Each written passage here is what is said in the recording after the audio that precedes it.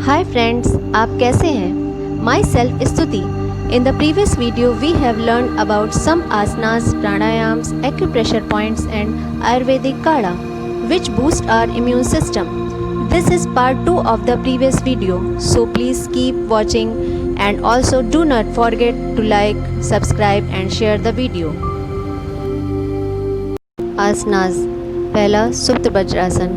इस आसन में सबसे पहले अपने पैरों को पीछे मोड़कर घुटनों के बल वज्र आसन की स्थिति में बैठना है। अपने दोनों हाथ थाई पर रखिए, घुटने मिले हुए हों तथा भूमि पर टिके हुए हों, रीढ़ की हड्डी सीधी रहे।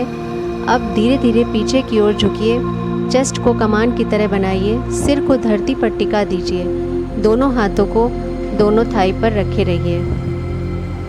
आसन को छोड़ते वक्त कोहनी और हाथों का सहारा लेते हुए धीरे धीरे वज्र आसन की स्थिति में आ जाइए। लाभ।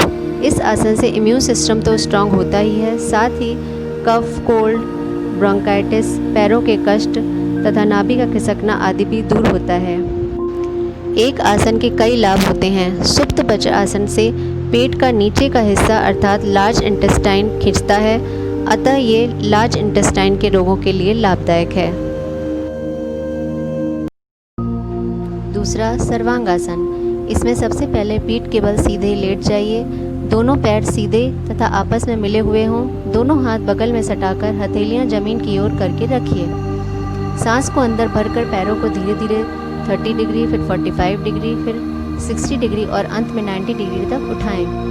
पैरों को ऊपर उठाते हुए दोनों हाथों का सहारा ले सकते हैं। अब 120 डिग्री पर पैर ले जाकर व हाथों को उठाकर कमर के पीछे लगाएं। कोहनियाँ भूमि पर टिकी हुई हों, पैरों को मिलाकर सीधा रखें, पंजे ऊपर की ओर तने हुए हों एवं पैर के अंगूठे पर नज़र रखें। इस समय सांस सामान्य रहेगी। इस आसन से वापस आते समय सांस को छोड़ते हुए नीचे आना है। पैरों को सीधा रखते हुए पीछे की ओर थोड़ा झुकाइए, दोनों हाथों को कमर से हटाकर भूमि पर सीधा कर दें। जिस क्रम से आप ऊपर उठे थे उसी क्रम से धीरे धीरे पैरों को भूमि पर सीधा रखें। इस आसन को 10 सेकंड से शुरू करके अभ्यास होने के बाद 1 मिनट तक किया जा सकता है। इस आसन में ध्यान देने योग्य बात यह है कि इसे बहुत झटके से नहीं करना है, बल्कि धीरे धीरे करना है। इस आसन को करने के बाद सीधे पीठ के बल लेटकर थोड़ी देर शव आसन की स्थिति में विश्राम करना चाहिए। लाभ। ये आसन पेट के लिए विशेष रूप से उपयोगी है। इसके करने से हमारा पाचन तंत्र स्ट्रांग होता है। सही पाचन से ही रस और रक्त का निर्माण होता है और रक्त से संपूर्ण शरीर बनता है। रक्त शुद्ध होता है, हमारे हार्ट और लंग्स स्ट्रांग होते हैं, आई साइट तेज होती है, गैस्ट्रिक प्रॉब्लम भी दूर होती है। गले में स्थित थायराइड और पिट्यूटरी ग्लैंड के एक्टिव होने से ग्लैंड से अधिक हार्मोन्स का सिक्रेशन होता है, जिससे बॉडी में चुस्ती फुर्ती और एनर्जी रहती है। मोटापा, दुर्बलता, थकान आदि दूर होते हैं। ये आसन हाइट बढ़ाने में भी विशेष लाभकारी है। साथ ही इस आसन से इम्यून सिस्टम तो स्ट्रांग होता ही है। जो लोग हार्ट रोग आदि के कारण शीर्षासन नहीं कर सकते, वो लोग भी सर्वांग आसन कर सकते हैं। ये आसन हार्ट के पेशेंट के लिए अत्यधिक लाभकारी है, बस इसे धीरे धीरे किया जाना आवश्यक है। इसको करने से शीर्षासन के समान लाभ प्राप्त होते हैं। तीसरा हलासन। इस आसन में सबसे पहले पीठ के बल लेट जाना है। अब सांस भरते हुए पैरों को धीरे धीरे 30 डिग्री, 60 डिग्री और फिर 90 डिग्री तक उठाने के बाद पैरों को सिर के पीछे की ओर, पीठ को भी ऊपर उठाते हुए और सांस बाहर निकालते हुए ले जाना है। पैरों को सिर के पीछे भूमि पर टिका देना है। इस समय सांस की गति नॉर्मल रहेगी। प्रारंभ में पैरों को पीछे ले जाने के लिए हम अपने हाथों का प्रयोग कर सकते हैं। अंत में दोनों हाथों को सामान्य स्थिति में नीचे ज़मीन पर रखना है। सांस छोड़ते हुए वापस आते समय प्रारंभ की स्थिति में जिस क्रम से ऊपर आए थे उसी क्रम से भूमि को हथेलियों से दबाते हुए पैरों को घुटनों से सीधा रखते हुए भूमि पर टिकाएं। इस आसन को शुरुआत में 30 सेकंड तक कर सकते हैं। लाभ। इस आसन से हमारी स्पाइनल कॉर्ड हेल्दी और फ्लेक्सिबल होती है, पसलियाँ स्ट्रांग होती हैं, ब्लड सर्कुलेशन प्रॉपर ढंग से होने लगता है, हार्ट और स्प्लीन के रोग दूर होते हैं। थायराइड ग्लैंड के एक्टिव होने से मोटापा, बौनापन एवं वीकनेस दूर होती है। अपचन, गैस, कॉन्स्टिपेशन आदि रोगों में लाभकारी है। इस आसन को प्रतिदिन करने से पैंक्रियाज एक्टिव होता है और डायबिटीज़ जैसे रोग ठीक होने लगते हैं। इस आसन से इम्यून सिस्टम तो स्ट्रांग होता ही है, साथ ही ये स्त्री रोगों में भी लाभकारी है। सावधानी: जिन लोगों का स्प्लीन, लिवर अत्यधिक बढ़ा हुआ हो उन्हें ये आसन नहीं करना चाहिए। High blood pressure, slip disc, spinal cord में टीबी आदि के विकार होने पर इस आसन को ना करें।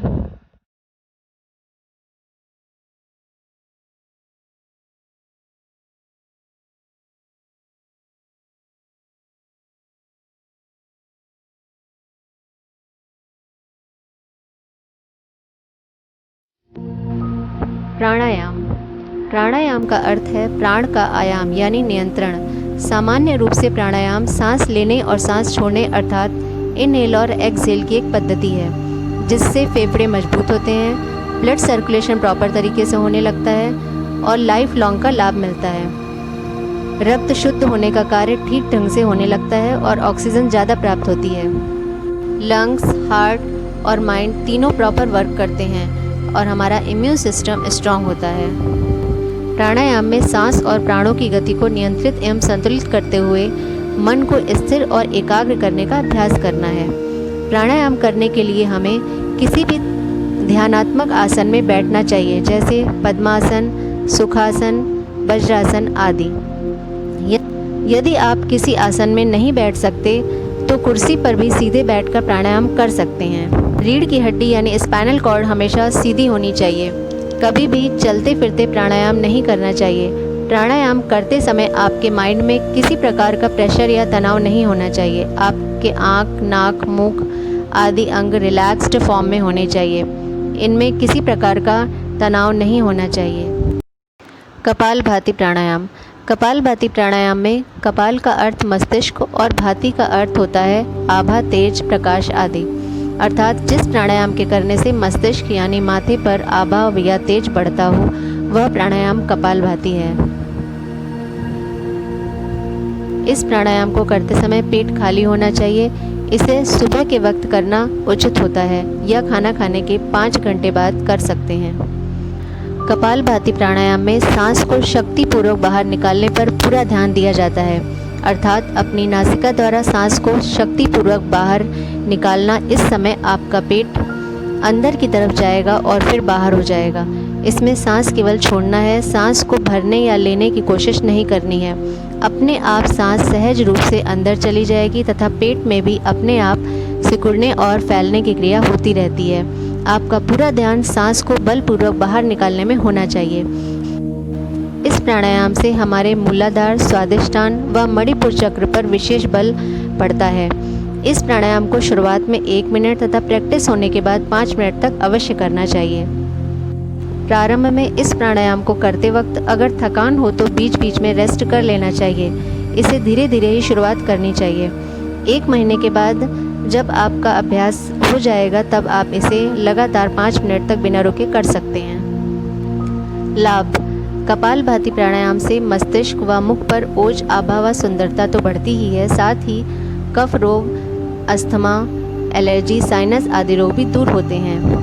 हार्ट, लंग्स एवं मस्तिष्क के सभी रोग दूर होते हैं। मोटापा, डायबिटीज़, गैस, कॉन्स्टिपेशन, एसिडिटी तथा किडनी के रोग ठीक होते हैं। हार्ट के ब्लॉकेज खुल जाते हैं, मन स्थिर, शांत व प्रसन्न रहता है। निगेटिव थॉट्स खत्म हो जाते हैं और इसकी जगह पर पॉजिटिव थॉट्स आने लगते हैं। डिप्रेशन दूर होता है। इस प्राणायाम को करने से stomach, liver, spleen, pancreas, intestine तथा किडनी के रोगों में लाभ मिलता है और साथ ही हमारा इम्यून सिस्टम भी स्ट्रांग होता है। भ्रामरी प्राणायाम: इस प्राणायाम में सांस को पूरा भरकर अपनी इंडेक्स फिंगर को दोनों आँखों के ऊपर रखना है। मिडिल फिंगर को नासिका के मूल में आँख के पास से दोनों ओर से थोड़ा दबाकर अपने मन को आज्ञा चक्र यानी दोनों आईब्रो के बीच का स्थान में केंद्रित करना है। रिंग और लिटिल फिंगर को वीडियो में जैसा दिखाया गया है वैसे रखना है। अपने थंब से दोनों कानों को पूरा बंद कर लेना है। अब भ्रमर की भांति गुंजन करते हुए नाद रूप में ओम का उच्चारण करते हुए सांस को बाहर नासिका द्वारा छोड़ना है। यह क्रिया कम से कम 5 बार अवश्य चाहिए। ज़्यादा से ज़्यादा इसे 11 से 21 बार तक किया जा सकता है।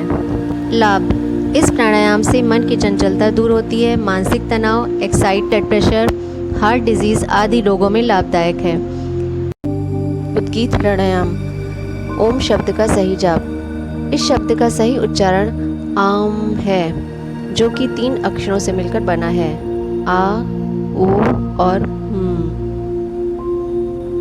These are 3 fundamental sounds. हमारे पूरे यूनिवर्स में इन्हीं 3 साउंड से मिलकर सभी साउंड बने हैं। सबसे पहले हम पूरी सांस लेंगे और फिर सांस छोड़ते हुए आ अक्षर का उच्चारण करेंगे।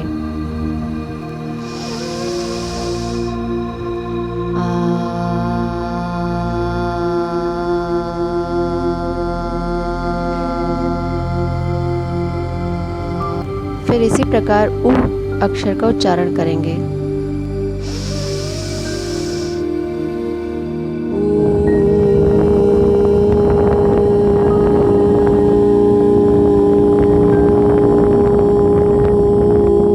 और अब का उच्चारण करेंगे।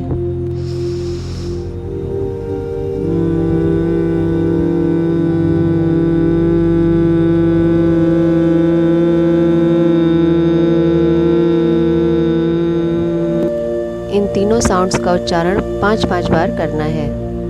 अगर आपके पास समय हो तो इन साउंड्स का उच्चारण आप ज़्यादा बार भी कर सकते हैं। इन तीनों साउंड्स के उच्चारण से हम फिज़िकली मेंटली स्ट्रांग होते हैं और हमारा इम्यून सिस्टम भी स्ट्रांग होता है। इम्यून सिस्टम स्ट्रांग करने के acupressure points SP4 and K3, इन दोनों पॉइंट्स की जो पोजीशन वीडियो में दिखाई गई है उस पर दिन में 3 बार 10-10 मिनट अपने थंब की हेल्प से प्रेस करना है। Foods to include in your diet for boosting your immunity: vitamin C आपको guava, lemon, orange, green leafy vegetables, आंवला, टोमेटो आदि में मिलता है। विटामिन डी सबसे ज़्यादा सनलाइट में होता है, इसके लिए आपको early morning 10 to 15 minute sunlight में बैठना चाहिए। जिंक आपको oatmeal, mushroom, flax seed, sesame seed, pumpkin seed में सबसे ज़्यादा मिलता है। आयरन सबसे ज़्यादा काजू, ब्रोकली, डेट्स, किशमिश आदि में पाया जाता है। जो लोग नॉनवेज हैं वो एग्स और मीट आदि भी खा सकते हैं। इस प्रकार आप विटामिन सी, डी, जिंक और आयरन से भरपूर चीज़ों को अपनी डाइट में शामिल करके अपनी इम्यूनिटी को बूस्ट कर सकते हैं। Thank you for watching. Please like, subscribe and share the video.